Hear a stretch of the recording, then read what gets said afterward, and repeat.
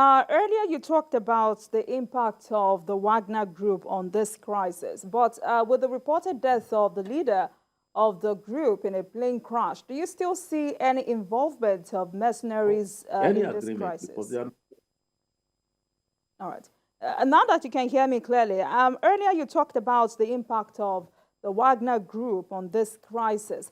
But with the reported death of the leader of this group in a plane crash, do you still see any involvement of mercenaries in the crisis? Well, these mercenaries are still in Africa.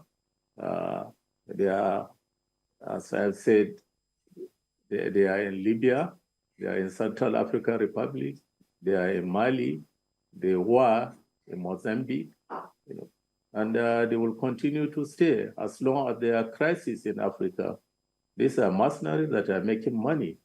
If you don't pay them cash, they take the same resources that you are fighting, to preserve, for yourself. There can only be good. There can only be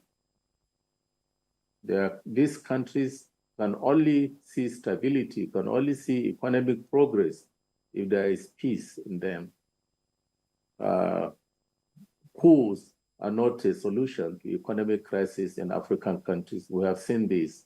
And these are countries, if they are, probably Niger would not be in this problem because they have had 5 coups in the past. Mali wouldn't be in this problem. They had series of coups in the last 2 years, coups and counter coups. So the only way for us in Africa is to make sure that there is peace and stability, there is good governance, there is democracy. And whatever internal differences we have should be resolved in a democratic manner.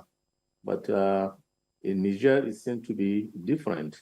The military in Niger have this tendency of continuous coup and coup and coup. And let me say it, if it were not for President Buhari, if it were not, let me put it better, probably, if it were not for Nigeria, there would have been a coup much earlier than now in Niger.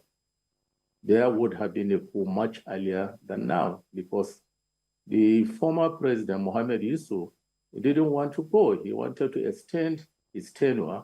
He had already served 10 years, but he wanted to stay even longer. Nigeria had to make it clear, to him that Ecowas would not accept that. And it was the pressure of Nigeria that made him to go. And thank God, Bazoum came in.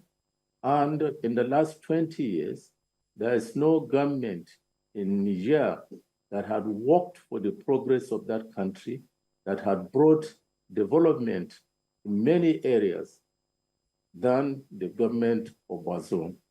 They had brought inflation to not more than 7%. They have the growth rate, GDP growth rate in Niger had risen from 1% to 7%, which is one of the highest, in Africa. They have reduced the budget deficit in during his 2 years in office from 30 to 17%. In the area of girl child education, he had almost doubled the number of girls attending schools, in Niger. And there are even the internal crisis, in Niger are reduced in these 2 years that President Bazoum had been in power. So there was just no reason, absolutely no reason, for this coup. You recall, in their confusion, and they gave this ridiculous argument that they staged a coup to save Nigeria. That's really the most ridiculous thing, to tell you that they had just no reason for that coup. And that's why Ecowas should ensure that this junta is gone by all means necessary. All right. So, Ambassador, Nigeria should support the position of Nigeria as chairman of ECOWAS Authority of Heads of States and Governments is critical in this matter. How will you advise President Tinubu to handle this? Well, I think President Tinubu is just the chairman. He doesn't have a veto power.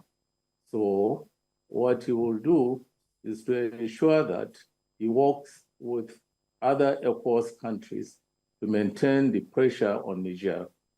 I don't think it is going to serve the purpose of Ecowas. We allow this government in Niger to succeed. I don't subscribe to their argument that they should be allowed to stay, for 3 years. Indeed, ECOWAS would not listen to that. The condition given to them by ECOWAS is that they should release Bazoum, and we should stick, to that. And I hope Nigerians will also help President Tinubu to have a successful tenure as chairman of ECOWAS. It's not for President Tinubu, it's Nigeria's term to chair ECOWAS. And we should support our president in this endeavor. Okay. So quickly, in 30 seconds, how do you react to the offer of UK to support ECOWAS militarily? Is this really desirable? I don't think it will get to that, quite honestly. Yes, it should be on the table, but I don't believe it should get to that point of using military to invade Niger. These sanctions are working. These sanctions are biting hard. We should increase, the tension, the sanctions if need be.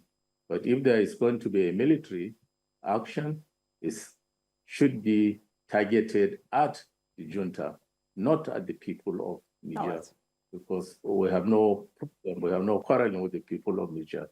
But this junta must go by all means necessary. Thank you so much.